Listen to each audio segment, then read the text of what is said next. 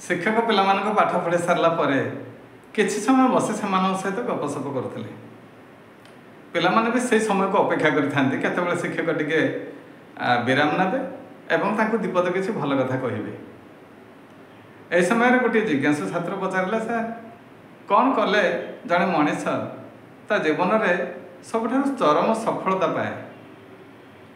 ଶିକ୍ଷକ କହିଲେ ତାର ଏକମାତ୍ର ଉତ୍ତର ହେଉଛି ପରିଶ୍ରମ। ପରିଶ୍ରମ ମାଧ୍ୟମରେ ହିଁ ତୁମେ ସଫଳତା ପାଇବ ଏବଂ ସେଥିପାଇଁ ମଧ୍ୟ ଉପଯୁକ୍ତ ମାର୍ଗ ଚୟନ କରିବାକୁ ପଡ଼ିବ। ଠିକ୍ ବାଟରେ ଗଲେ ସିନା ତୁମେ ଠିକ୍ ଜାଗାରେ ପହଞ୍ଚିବ। ଆଉ ତୁମେ ଯାଉଥିବ ଯେଉଁ ତୁମର ଲକ୍ଷ୍ୟ ରଖିଥିବ ଗୋଟେ ଜାଗାରେ ପହଞ୍ଚିବା ପାଇଁ, ତା ବିପରୀତ ରାସ୍ତାରେ ଚାଲିଥିବ, ତୁମେ କ'ଣ ପହଞ୍ଚିପାରିବ? ନା ନାହିଁ ଆଜ୍ଞା, ନା ଠିକ୍ ଅଛି। ତେଣୁ ଉପଯୁକ୍ତ ମାର୍ଗ ଏବଂ କୌଶଳ ଅବଲମ୍ବନ କରିବ, ପରିଶ୍ରମ କରିବ। ବିନା ପରିଶ୍ରମରେ କିଛି ସଫଳତା ମିଳେନି ପିଲା। ଆଉ ଜଣେ ଛାତ୍ର ନମ୍ର ଭାବରେ ପଚାରିଲା, ଆଜ୍ଞା ଜଣେ ମଣିଷ ମହାନ କେମିତି ହୁଏ? ଶିକ୍ଷକ କହିଲେ, ମହାନ ହେବା ପାଇଁ ସେମିତି କିଛି ପାଠ ନାହିଁ ଯେ ତୁମେ ପଢ଼ିଦେଲେ ମହାନ ହେଇଯିବ। ମଣିଷ ତାର ଯେଉଁ ମାନବୀୟ ଗୁଣାବଳୀ ଅଛି, ସେ ଗୁଣାବଳୀ ଗୁଡ଼ିକ ଯେତେବେଳେ ସିଏ ନିଜର ଆଚରଣରେ ତାକୁ ପ୍ରଦର୍ଶନ କରିବ, ପ୍ରତି ମୁହୂର୍ତ୍ତରେ ତାର ଜୀବନକୁ ସେଇ ମାର୍ଗରେ ହିଁ ପରିଚାଳିତ କରାଉଥିବ, ସେ ମହାନ ହେବ। ଏବଂ ମଣିଷ ଜୀବନର ସବୁଠାରୁ ଦୁଇଟି ମହାନ ଗୁଣ ହେଲା କ୍ଷମା ଏବଂ ଅହିଂସା। ପିଲାଏ ଯେକୌଣସି ପରିସ୍ଥିତିରେ ବି ଜୀବନରେ କ୍ଷମା ଏବଂ ଅହିଂସା ଠାରୁ ନିଜକୁ ଦୂରେଇ ନେବ ନାହିଁ। ପ୍ରତ୍ୟେକ ପରିସ୍ଥିତିରେ କ୍ଷମା ଏବଂ ଅହିଂସା ଆଚରଣ କରିବାକୁ ପଡ଼ିବ। ହଉ ଠିକ୍ ଅଛି ପିଲାମାନେ, ଏବେ ବୁଝିଲ ତ? ନା ହଁ ଆଜ୍ଞା। ସେଠି ଶିକ୍ଷା କଲେ ଆମେ ଯେ ମୁଁ ଯେଉଁ ପୂର୍ବ ଦିନର ତୁମ ପାଠ ସବୁ ଦେଇଥିଲି ସେ ପାଠପଢ଼ା ସବୁ କରିକି ଆଣିଛ ତ? ଆଜ୍ଞା ହଉ, ମୋତେ ଖାତାପତ୍ର ସବୁ ଦିଅ, ମୁଁ ଦେଖିଦିଏ। ପିଲାମାନେ ସବୁ ଖାତାପତ୍ର ଦେଲେ। ତନ୍ମଧ୍ୟରୁ ଗୋଟିଏ ପିଲା ଥାଏ ଭାରି ଦୁଷ୍ଟ, ନା ପାଠ ପଢ଼େ, ନା କାହା କଥା ମାନେ, ନା ତାର ନିଜର କର୍ତ୍ତବ୍ୟ ସମ୍ପାଦନ କରେ। ତା ଉପରେ ଯେତେବେଳେ ଗୁରୁଙ୍କ ରାଖି ପଡ଼ିଲା, ତା କହିଲେ, ଆରେ ତୁମେ ପାଠପଢ଼ା ସବୁ କରିଛ?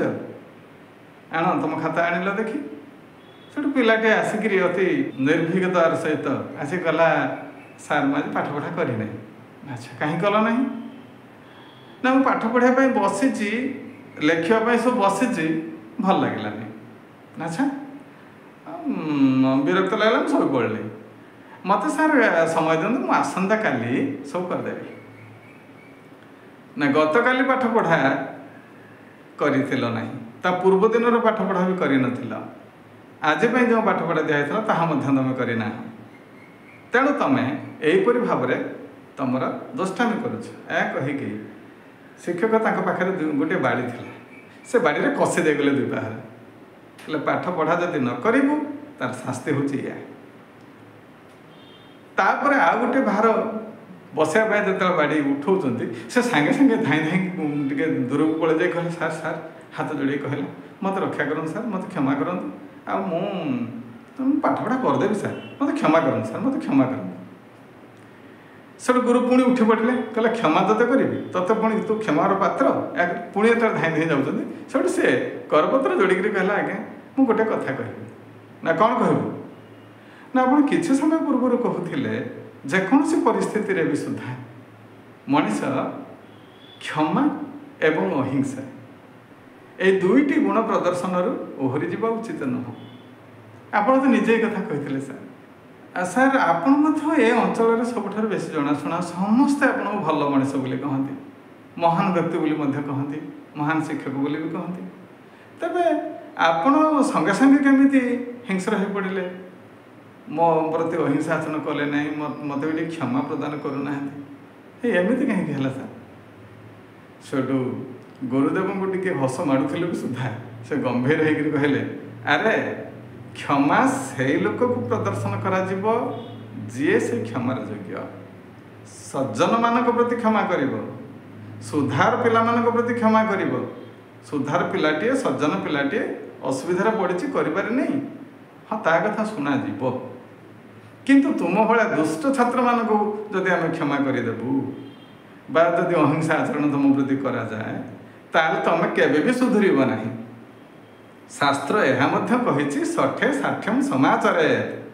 ତେଣୁ ଯାହାକୁ ଯାହା ଦରକାର ताको जदि से प्रकार व्यवहार न करा जाए ता प्रति से प्रकार जदि आचरण करा न जाए ताहले सी सुधुरिब नहीं।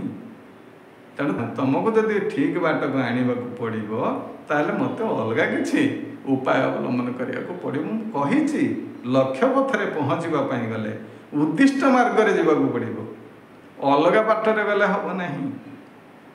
आसंता काली पाठ पढ़ा कर आसीथिबो ना निश्चय करी सर यह कही पिलाटी संगे संगे खाता बही बाहर करके लेखालेखि करने को आरंभ करदेला। बास यह हूँ प्रकृतर कथा।